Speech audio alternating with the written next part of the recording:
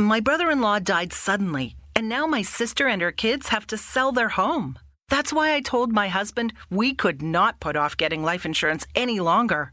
An agent offered us a 10-year, $500,000 policy for nearly $50 a month. Then we called SelectQuote. SelectQuote found us identical coverage for only $19 a month, a savings of $369 a year. Whether you need a $500,000 policy or a $5 million policy, SelectQuote could save you more than 50% on term life insurance. For your free quote, go to SelectQuote.com. SelectQuote.com. That's SelectQuote.com. SelectQuote. We shop, you save. Full details on example policies at SelectQuote.com/commercials. Hey, welcome to the Tech You Should Know podcast, and thanks for supporting us at Commander.com by reading our articles and getting our newsletters, and by listening to these Tech You Should Know podcasts. Just in case you missed this show a while back, we're grabbing one of our finest podcasts of the year. We'll be back soon with all new podcasts for you. Meanwhile, Merry Christmas, and a sincere thank you for all you do to support us at Commander.com. Enjoy the show from our Tech You Should Know archives. Quest Diagnostics says patients' sensitive personal and medical information is at risk after criminals hacked a contract company used for bill collection. The FBI is now investigating after one of the world's largest hotel chains reported a massive data breach. Every single day we hear about a new data breach. A Seattle woman is in police custody in connection to a massive data breach which impacted more than 100 million Capital One customers. This was the biggest hack of one company users ever. All right, now to the latest on the massive 2017 Equifax cyber attack that compromised the personal information of nearly 150 million people. It seems to happen at least once a week. Yeah, another data breach. It's totally starting to turn into white noise. Cybercrime is one of the fastest growing criminal enterprises, and stolen data is one of the biggest ways that hackers make money. And anyone can be a victim of a data breach. Governments, cities, utilities, credit card companies, hospitals, hotels, high-ranking CEOs, and then people just like you and me.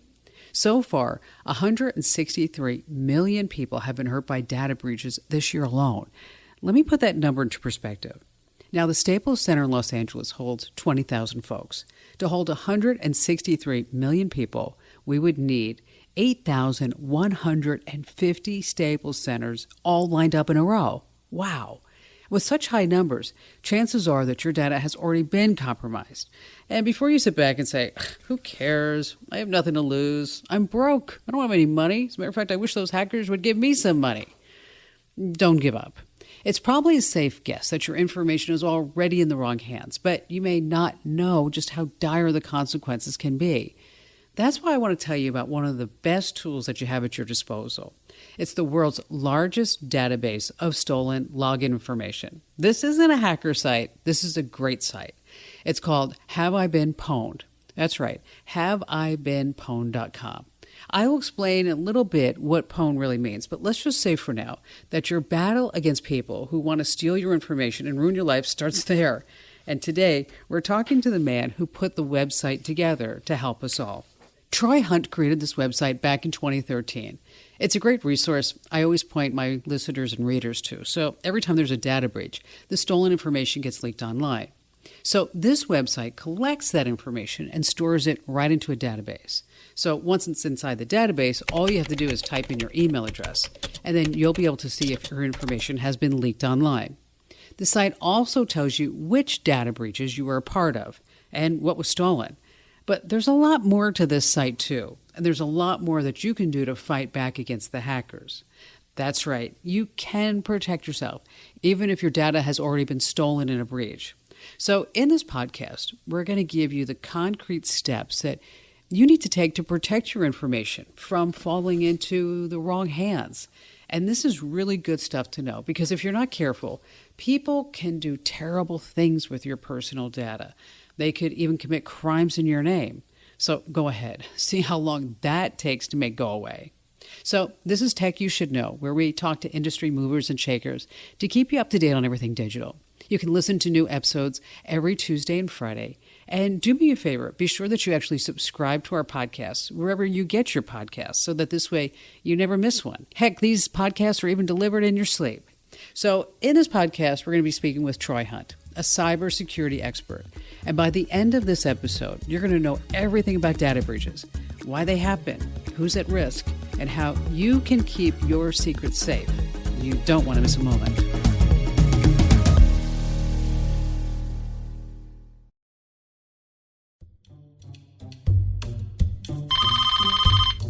Hello. Congratulations. You just won the lottery. To claim your prize, you just need to pay a small entry fee, enter your credit card information, security code, and expiration date. I can't stand robocalls. I am so tired of them. Aren't you? Well, did you know that about 50% of all calls come from scammers? Yep, there are about 200 million robocalls a day.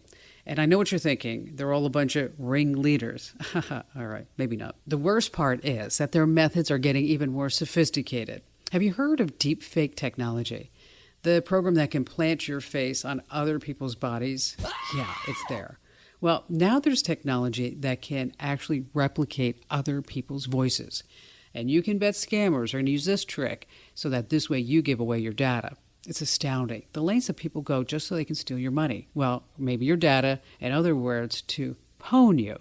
And that's why I'm glad you're here, Troy. You've spent the last 7 years on the front lines fighting against the data thieves, and I'm excited to tell our listeners all about your site, Have I Been Pwned? But before we dive into exactly what you do, I want you to clear something up. Some of our listeners may not know what the word pwned means, so care to explain? Yeah, good question. So look, it's a word that comes from gaming culture where someone would shoot someone else and they say, "Hey, you've been pwned. I shot you. You're gone," sort of thing. And it's a misspelling of owned because the O and the P key sit right next to each other on the keyboard. So it's really a term that comes from the gaming culture, and that makes sense. A lot of hackers seem to view data breaches as a fun challenge. It doesn't matter that data breaches are a serious threat to people's lives. But to young hackers, and maybe even older hackers, breaking into a stranger's data is just a game. Looks like you're about to get pwned. Now, the term pwned isn't as popular as it used to be. You know, there's always new slang to push out the old, but it sounds like it was a pretty popular term when you first started the site. And it's just one of these things that sort of entered popular culture and vernacular, and now it's part of this website's name. And the website has just reached a pretty significant milestone, wouldn't you say? You just hit, 10 billion records? Yeah. And I mean, it wasn't just hitting it, it was smashing through it. It went from, 9 billion something to about 10.1 billion. So it's just fascinating how it's grown. But on the other hand, it's also a good thing that it's grown so large because now you're helping more people than ever before. So knowing that you put the site together, it's your baby, how do you feel about reaching this milestone? Well, there's a bit of it which is kind of sad as well, right? Because you're going, fantastic, we hit this milestone. And then you can kind of go, well, we only hit this milestone because a whole bunch of people have had their personal information compromised. So I sort of lament the fact that I'm here. And I guess the best possible outcome for everyone is that there would be no more breaches and it wouldn't get any bigger. And it's almost like the failure of Have I Been Pwned would be the most successful thing to happen to the industry. But unfortunately, that's not going to happen. You're right. It's great that you're helping people, but it's also sad that you have to work so hard in the first place. So thank you for everything that you're doing. And I got to say, it seems like an enormous workload, Troy. Tell me, what was the most interesting part of your job? I guess the really interesting thing is that you just never know what's going to happen next. I mean, this morning I've had a couple of emails from different parties about breaches of hundreds of millions of records each, and you just never know what you're going to wake up to each day. So it's the unpredictability that keeps you going. Well, I have to give it to you. You certainly picked a career that's hard to predict. I mean, who knows where hackers are going to strike next? And I'm always hearing about the different types of security breaches. We have law firms, hospitals, smart light bulbs, smart cars. It seems like nothing and no one is really safe anymore. It's anywhere that your information is digitized. And in fact, I hesitated as I said that because data breaches can also be non-digitized information. And that's an important distinction. Any type of information is truly at risk. It's not just the stuff that you put online. So, Troy, why don't you give us a few examples? We've had a lot of people in Australia expressing concern that at the moment, if we go to a restaurant, we've got to leave contact information for COVID tracing. Now, you may not have heard of contact tracing. That's because it's more common overseas than here in the United States. But basically, it comes into play when a restaurant discovers that it's been exposed to COVID-19. So to protect our public health, it has to track down and identify the people who came into contact with the infected person. Now, in order to do all this, a restaurant has to take information from everyone who walks through its doors. So, Troy, tell me more about the particular information that you have to share. You go to the restaurant, you're told about the policy of contact tracing, and then what? And you usually write that on a piece of paper. Now, that could be disclosed at some time, and that would, by legal definition, constitute a data breach. So in this situation, a data breach could be a simple case of one customer writing down their contact information and another person walking past and just seeing this. It may, on the onset, seem like a little thing, but it still is a breach of the customer's privacy. So a breach is any time information is disclosed to unintended third parties, and that just happens every single day. It's a bummer to know that you can't even go out for a burger without risking your information, but these constant threats are a good thing to keep in mind. You know, it's always fascinating to me to know that this threat, which most people think of as purely digital, can affect anyone. I mean, picture this. It's going to sound a bit far-fetched, but stick with me. Imagine you don't own a phone, a computer, a tablet, a laptop, a TV. You get the gist. Imagine your home is free of all digital devices. You have nothing. It's like you're living in a time capsule. You send your messages through snail mail. You never use the internet, not for work, not for school. All right, sure, you'd be a complete anomaly in 2020, but let's pretend that you specifically chose this life for a reason. You were afraid. You might choose this life to feel safe. You might think to yourself, well, I'm not at a risk of data breach. I'll never have my private information exposed because I will never go online. We got rid of your cell phone. This is your last credit card. Are you sure you want me to cut up this card and get you into the parking garage? I'll be taking the bus now, and I'll be paying in cash. What other traces of me exist in the world? Think, people. Well, I hate to break it to you, but our world is too interconnected for anyone to be truly free from this threat. What do you say about that, Troy? Oh, absolutely. In fact, one of the data breaches that I was in was for the Australian Red Cross Blood Service. So I had donated blood at a blood van, and I never digitised anything myself. I literally went into the blood van. They gave me a clipboard and a pen and a piece of paper to write down my personal information. And that was my experience with handing over data. Now, they obviously then took that information and digitised it, and then it went into a system, and then it got left publicly exposed. So you tried to do a good deed, but it bit you in the back. Unfortunately, that's typical of this highly digitized world that we all have to navigate through. It can seem like hackers are going haywire all over this digital space. It's like they're barreling over anyone who happens to be in their path. But you don't have to be a victim.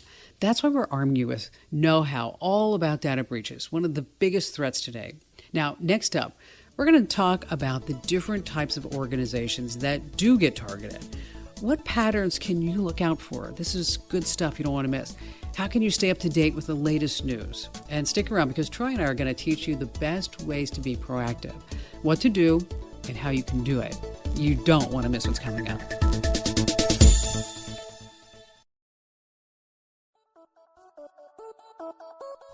Hey, welcome back. You're listening to Tech You Should Know. I'm so glad you're here because today we're exploring Have I Been Pwned, the web's biggest database of stolen login information. And it's a good site. It's not a hacker site. Now, Troy, let's hit the rewind button for just a bit. Take me back to the early days before you made a website to help billions of people around the world.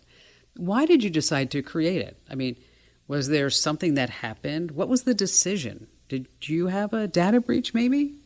I was in a personal data breach, or my personal details were in a data breach twice, actually. In fact, the catalyst for this was the Adobe data breach in 2013. Now, this was a huge attack. Hackers hurt millions of Adobe users. They leaked people's usernames and emails.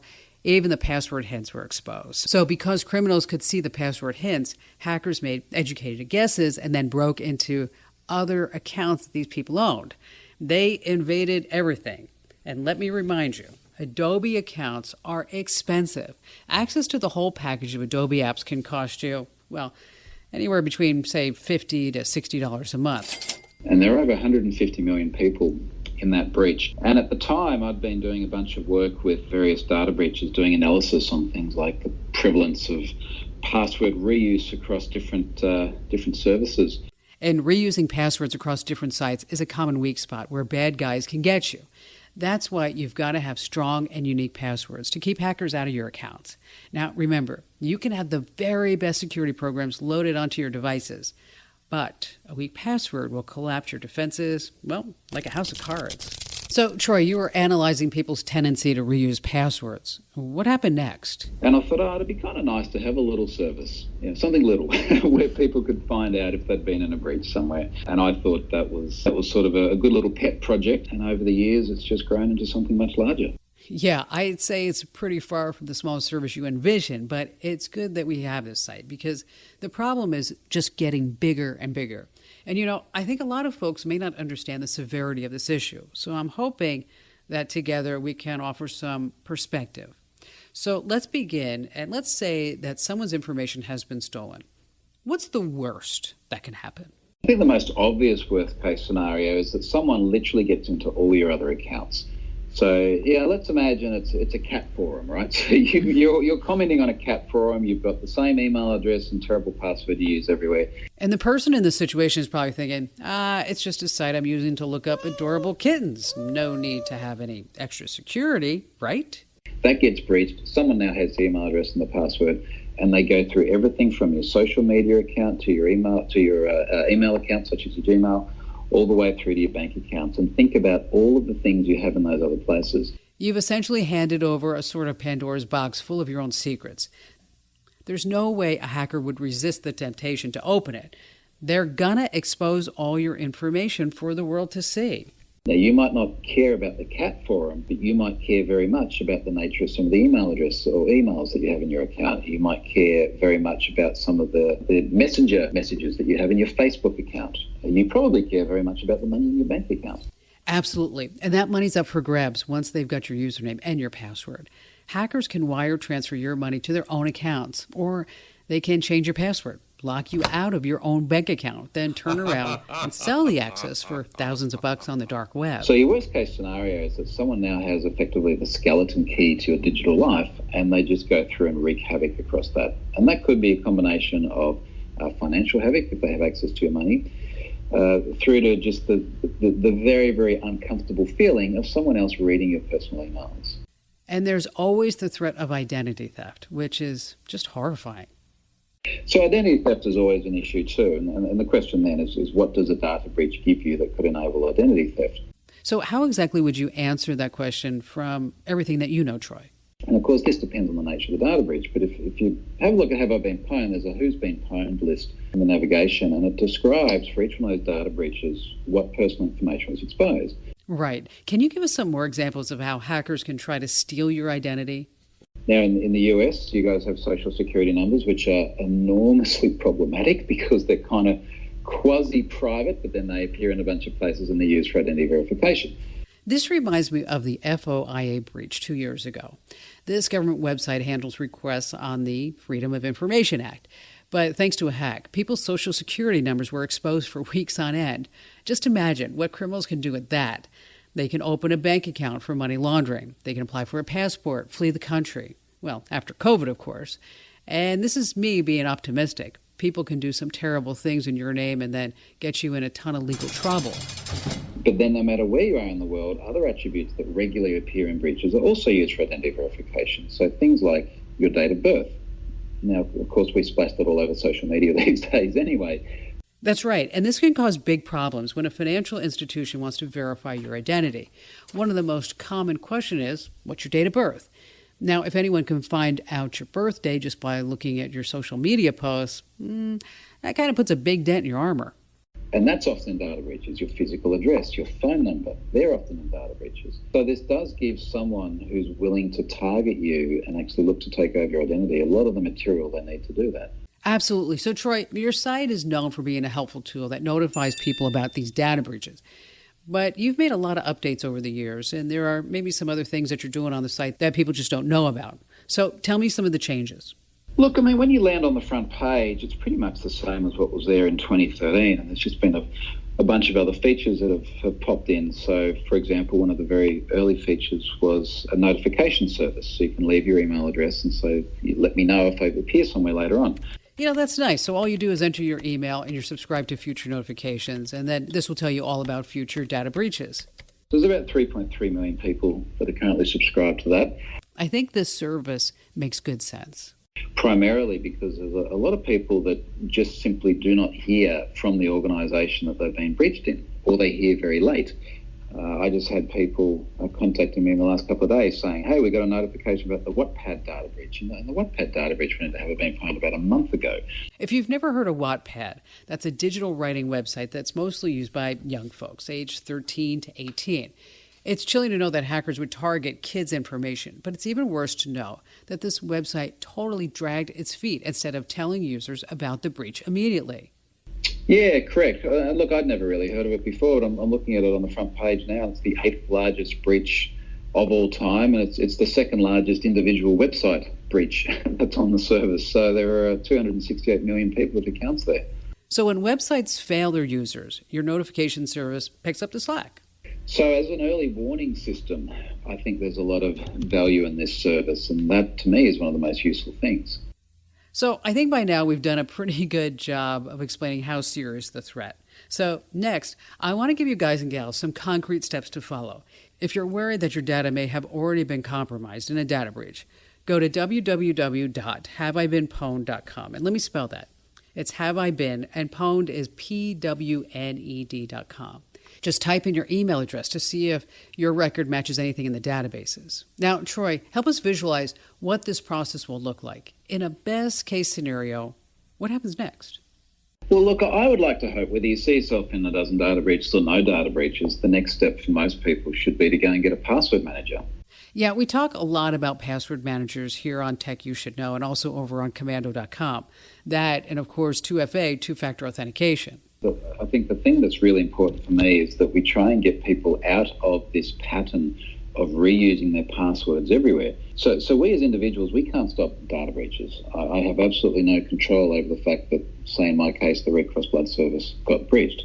Right. But what I do have control over is that when I create a password on these sites, I make them all unique. And then when a website gets breached, someone doesn't have the keys to all my other online accounts. Exactly. A password manager is like a shield that will protect your personal information. And just for fun, if you go to Twitter and you search for Netflix hacked, see how many people on there are saying, my Netflix got hacked, my Netflix got hacked. And ask yourself, is Netflix hacked, or are you all just using the same password as you are in other places and someone's logged into your account? 99% of the time, it's the latter.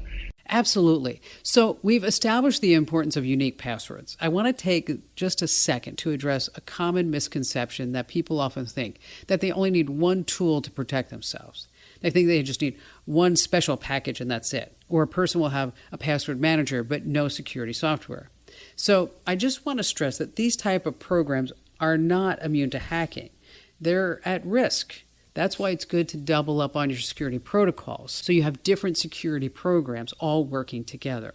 You want security software, antivirus software, a firewall turned on, make sure your router's up to date, as well as all your operating system software on whatever device you're using. So let's just take a step back, Troy. Let's look at the big picture. What have been some of the worst cases that you have seen recently? Well, look, Wattpad would be the biggest one this year in terms of a raw number. About 269 it rounds to, million incidents. Look, there's been a bunch, particularly just over the last couple of weeks, from one threat actor, as they would call it, in particular. So the person who goes by the name of Shiny Hunters has just dumped a huge amount of publicly facing data. What about some other companies that have got pwned? And if I look at the most recent breaches here in Have I Been Pwned, it's things like Swivel. So Swivel is public transport in Egypt. There's over 4 million accounts there. And looking at your website, another one of the biggest breaches was Appen, right? 5.8 million accounts there. They are an AI training data company. Any others that stick out? Scentbird for perfume subscriptions, another 5.8 million there. Chatbooks for art or photo print service, another 2.5. And we haven't even touched on credential stuffing. Those are combinations of email addresses and passwords that hackers steal online. Then they'll turn around and steal the access online. Now, in January of 2019, This is crazy. 2.7 billion records were leaked on a popular hacking forum. And it just goes on and on and on and on. And there's all of these incidents, which when I look at them next to the ones that are 100 millions of records, don't look too big because they're like, air quotes, only 2.5, 3, 4 million records. But there was about 18 of these incidents dumped very, very quickly. There doesn't seem to be a connection between any of the companies that got breached. So I'm wondering, are there any patterns behind the attacks? Are there any, say, commonalities that could have drawn hackers to these websites? Let's say, is running a particular technology stack which hackers might be targeting at the time? Or who can we find that might have a certain class of vulnerability? So obviously there's no concrete way to predict which type of websites will actually get hacked. So I kind of joke a little bit when I talk to companies who've been breached sometimes and say, look, it's not personal. You're just on the internet. That's why you're the target. Yeah, there's no rhyme or reason behind these big attacks. Yeah, look, it's really hard to sort of break it down into a vertical and say, in July it was all about healthcare companies. So, no, it's always about everyone who is on the internet. It's just entirely indiscriminate. That's a great point. Hackers target companies because they're big money makers. And we've gone over just how enormous this problem is. And it follows us on our phones, our devices, our toothbrushes. It may sound strange, but Troy's got some interesting stories to share. One of them is all about how he hacked his friend's car from halfway across the globe. What a great friend he is. Yeah, you heard that correctly. Stick around. You don't want to miss this. All right, team, time out. Let's take a moment to huddle. We've learned a lot of good stuff in this podcast, but before we move forward, let's go over your game plan. Let's say that your name, your email address, your personal data has been involved in a data breach. The first thing you got to do is change your passwords, especially, and I know you do this, some of you do, and I tell you not to do it all the time, you reuse the same passwords. You want to make sure that they're new, strong, and unique. If you want my advice on creating passwords that are really hard to crack, just check out commando.com. I've got a ton of helpful tips. Next up, turn on the other types of security. Think 2FA, two-factor authentication. This way, even if your information has been stolen, strangers cannot break into your account. Step 3, sign up for alerts of any type of data breach. At commando.com/subscribe, we have the breaking news email alerts. Definitely want to get those. Commando.com/subscribe. And then Troy has a notification service, and there are tons of other choices out there. But you also want to keep watch on your accounts. Keep a close eye on your online banking websites to make sure there aren't any strange purchases, and just comb through your social media. You might find some status updates that you don't recall sending.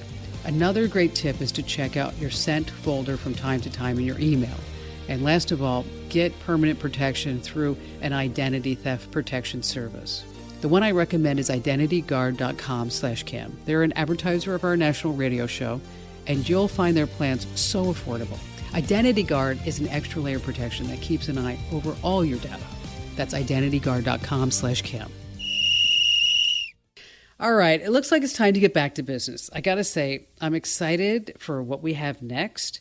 Troy, we've talked about just how high the stakes are in a data breach. We've given our listeners advice for staying safe. So let's look ahead. Obviously, the problem is here to stay, but you'd like to think it wouldn't get worse, right? All of the factors that drive data breaches are amplifying, and that's everything from the number of systems to the number of people using them to the number of things that we connect to the internet. Absolutely. IoT space is fascinating. And of course, IoT stands for Internet of Things. It describes the network of physical objects that connect to the internet. So IoT can be anything that's really smart. It could be your smart cameras, your smart cars, your smart light bulbs, your smart house. I don't even know why, but there is actually a smart crock pot. Like, we need that for some reason. You just put your chicken in, you turn it on for 6 hours, and you're done. Anyway, I digress. Troy, what's the strangest item of your house that you have hooked up to the web? I have my washing machine connected to the internet. Now, I'm not entirely sure why I did that. I was curious. But that's exactly the sort of thing that you expect at some point may well have a data breach. It's bizarre to really think about it. As a little kid, I never would have imagined someone could hack into my washing machine. And who knows? For kids being born nowadays, that could just be like a normal issue, say like checking the pipes in the winter.